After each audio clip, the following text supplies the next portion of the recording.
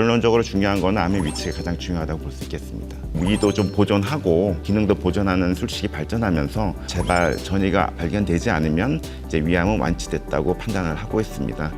안녕하세요. 저는 삼성서울병원 상부위장관 외과 위암을 주로 수술하고 있는 최민규입니다.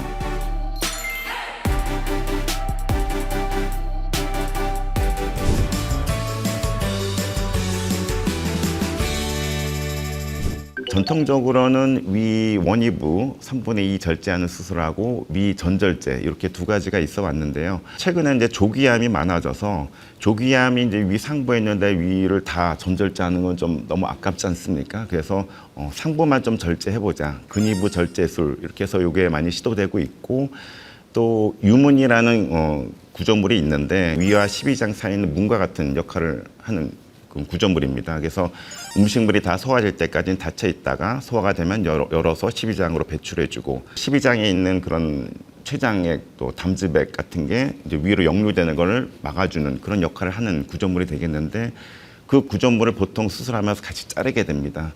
그러면은 이제 수술 후에 음식물이 곧바로 십이장으로 빨리 배출되는 덤핑 증상이라고 하는데 그런 증상이 생길 수가 있고 또 십이장에 있는 그런 여러 가지 담즙이나 이런 것들이 또 위로 역류되는 그런 부작용이 있게 됩니다. 그래서 그런 유문도 좀 보존하면 어떨까?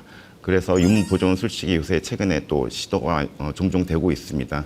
물론 이것은 모든 경우에 다 진행되는 수 있는 건 아니고 암이 조기암이면서 유문하고 좀 떨어진 경우 이제 그 중간 부위를 절제하고 이어주는 그런 술식으로 진행합니다. 조기암에 있어서 위치에 따라서 그런 술식이 각각 다르게 적용된다고 볼 수 있겠습니다.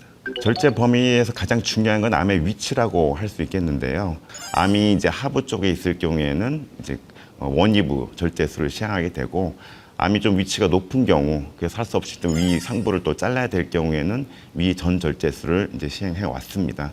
근데 최근에는 이제 조기암이 많아져 갖고 조금 위를 다 자르지 않고 좀 부분부분을 자르는 그런 수식도 요새는 또 많이 시도되고 있는 상황입니다.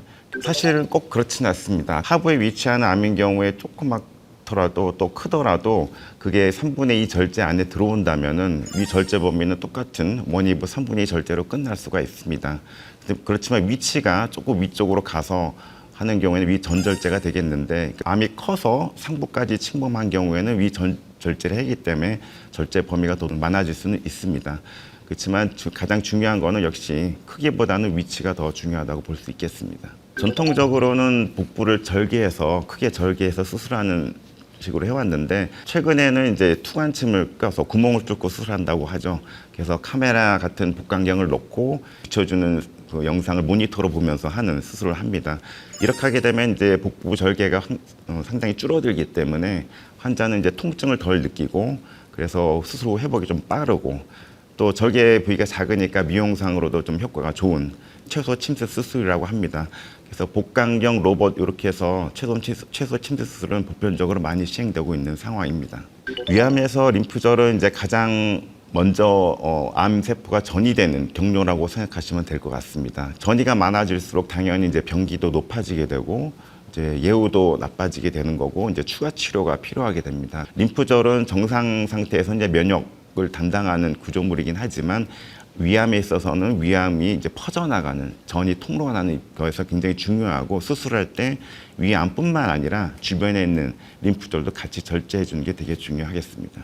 감시 림프절은 림프액이 가장 먼저 배출되는 림프절 구역이라고 볼 수 있겠는데요. 한마디로 가장 먼저 위암이 전이 되는 감시 구역이 감시 림프절이라고 볼 수 있겠습니다. 감시 림프절을 먼저 절제를 해서 거기서 림프절 전이가 없다면 그 바깥의 다른 부위도 전이가 없을 거라 예측을 할 수 있겠고 그러면 불필요하게 광범위한 림프절 절제 또 그에 따른 광범위한 위 절제를 안 할 수 있지 않겠냐. 그래서 위를 좀 더 보존하고 끝낼 수 있는 술식으로 개발이 된 수술이 감시 림프절 수술입니다. 주의해야 될 점은 어떤 경우에는 감시 림프절에 가지 않고 다른 쪽으로 먼저 림프절 전이가 있는 영어로는 스킨 메타스타시스 우리말로 이제 도약전이라고 하는데 그런 경우가 있기 때문에 감시 림프절에 꼭 림프절 전이가 없다고 해서 다른 림프절에 전이가 없다고 믿을 수는 없기 때문에 감시 림프절은 또 상황에 따라서 좀 충분히 좀 신중하게 고려하면서 진행되어야 될 것으로 보입니다.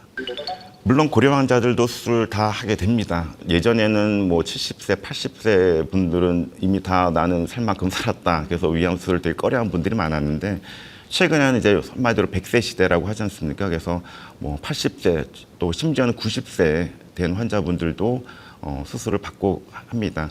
다만 고령 환자들은 아무래도 체력 저하, 스스로 회복에 조금 부담스러울 수가 있고 또 여러 가지 기저질환을 갖고 있고 전체 상태가 안 좋으면 수술을 아무래도 조금 부담스러울 수 있는 부분이 있습니다.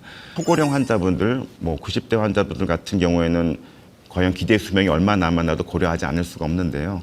이 수술을 함으로써 겪는 고통도 있고 또 수술을 한 후에 그 후유증들, 식사를 못하고 또 삶의 질이 저하되는 부분들이 있는데 과연 여생이 얼마 남았는데 이런 걸 해야 되냐 이런 면에서도 많이 상담을 합니다.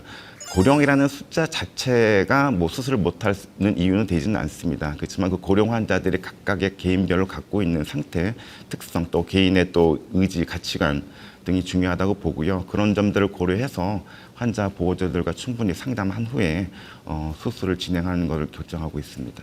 조기 예방 같은 경우에는 뭐 채소 침습 수술이라든지 유문 보존 수술, 또 위 보존 수술 같은 또 감시 림프절 수술 같은 어떻게든 생존율은 그대로 두면서 위 기능을 좀 보존하고 수술 후에 환자분들의 그 삶의 질을 향상시키는 쪽에 많이 초점되어지고 있습니다. 그렇지만 이 모든 그런 수술들이 모든 환자에 다 해당되는 건 아닙니다. 항상 수술 전에 그 환자분들의 그 암의 위치라든지 상태 이런 거를 충분히 집도하시는 전문의 선생님과 상담하시는 게 필요할 것 같고요. 그런 수술들은 또 다른 장점도 있지만 나름의 또 단점들도 갖고 있습니다. 장단점에 대해서도 충분히 상의를 하고 수술을 결정하시는 게 좋겠습니다. 수술 후에 환자 그 회복을 좀 더 도와주고자 수술 후 회복 향상 프로그램 같은 것도 많이 개발이 됐고 불필요한 배액관 같은 거는 넣지 않거나 빨리 빼주고 또 수술 후에 식사도 좀 빨리 진행을 하고 또 통증 관리도 적극적으로 해서 환자 회복도 좀 빨리 개선시키는 쪽으로 프로그램도 많이 개발이 됐습니다. 꼭꼭 씹어서 드시고 천천히 드시게 합니다. 저장 기능도 많이 줄었기 때문에 많이 먹을 수가 없습니다. 그래서 조금씩 드시라고 저희가 교육을 시키고 있고요. 제일 중요한 거는 꼭꼭 씹어서 천천히 조금씩 드시는 게 중요하다고 할 수 있습니다. 위의 기능 자체가 그 소화 기능과 저장 기능이 있는데 저장도 잘 안 될 뿐더러 그 음식물이 들어오면 기계적으로 위가 이제 분쇄를 해서 갈아주는 역할을 하게 되는데 위가 절제가 되면 사실상 이런 기능은 없어졌다고 봐야 되겠습니다. 음식물이 소장 쪽으로 넘어가게 되면 췌장에서 분비되는 소화 효소라든지 담즙 등에 의해서 어느 정도 소화는 되겠습니다. 그렇지만 가장 기본적인 기계적 분쇄 작용이 없어지기 때문에 항상 수술 후에는 이제 식사가 불편한 걸 많이들 호소하십니다. 위암 수술 후에 이제 덤핑 증후군이라고 있습니다. 파게 많이 먹게 되면은 배가 아프고 설사하는 초기 증상이 생기다가 또 시간이 지나면은 또 저혈당으로 빠지는 후기 덤핑 증상을 호소하는 그런 덤핑 증후군이 있게 되는데 결국 원인은 식사를 너무 좀 급하게 또 안 씻고 또 많이 먹어서 생기는 경우입니다. 또 다른 경우는 이제 보조식품, 민간요법 같은 걸 또 많이 얘기하시는데요. 저는 이제 검증 안 된 민간요법은 간혹 보면은 이제 간 부작용을 일으켜서 간 수치 같은 게 많이 상승된 경우를 종종 봅니다. 그래서 민간요법은 되도록이면 삼가시고 정상적인 식사, 영양 균형 잡힌 식사를 하도록 권유하고 있습니다. 결국 암의 진행 상태가 중요하다고 볼 수 있겠는데요. 흔히 말하는 원격 전이, 다른 장기에 전이가 있다든지 또 복강 내 복막에 퍼져 있는 복막 전이가 있는 경우에는 수술을 하기가 힘듭니다. 그런 암들을 스스로 다 제거할 수 없기 때문에 항암제 치료를 이제 권유하고 있고요.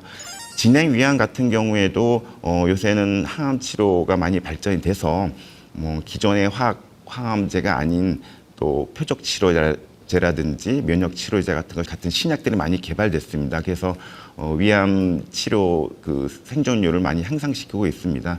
그래서 너무 진행됐다고 해서 너무 실망하지 말고 전문의 선생님과 상담하고 충분히 치료를 잘 받으면 암의 완치를 공평하게 깨할 수 있다고 보고 있습니다. 또 한 경우는 이제 암이 너무 심해서 주변 장기 침범 굉장히 광범위하게 일어났을 경우 주변 장기 췌장이라든지 간이라든지 등등 주변 장기를 침범할 수 있게 되겠는데 이런 주변 장기를 절제하는 것이 상당히 좀 뭐 합병증도 많이 발생할 수 있고 부담스러운 부분이 있는 경우에는 일단 수술을 무리하게 진행하는 것보다는 일단 항암 대치를 먼저 하자 해서 수술을 이제 보류하는 경우도 있습니다. 조기암인 경우에는 그 사이즈가 작다든지 깊이가 얇고 또 분화도가 좋은 경우에는 수술을 하지 않고 내시경 절제로 진행하는 경우가 많습니다. 결국 수술을 결정하는 거는 이런 원격 장애가 있는지를 확인하고 또 내시경 절제가 가능한지 여부를 확인한 후에 수술을 결정하게 되겠습니다.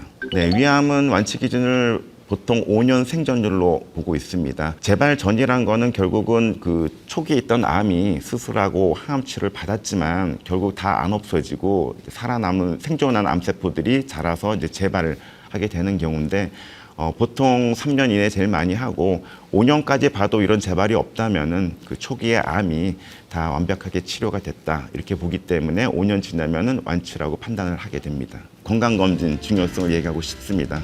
보통 2년에 한 번 정도를 보통 추천을 하고 있습니다. 만약 여유가 되신다면 사실 1년에 한 번 하시는 거를 저는 좀 더 추천을 드리고 싶습니다. 2년이라는 기간도 어떻게 보면은 좀 길 수도 있기 때문에 저는 1년에 한 번 하는 걸 조금 더 권장하고 싶습니다. 모든 암은 초기에 발견이 되면은 완치율을 높일 수 있기 때문에 위암도 마찬가지입니다. 항상 정기적인 내시경 검사를 꼭 하셔서 너무 진행되지 않은 상태에서 진료를 올 수 있게 좀 하고 싶은 당부의 말씀을 드리고 싶습니다.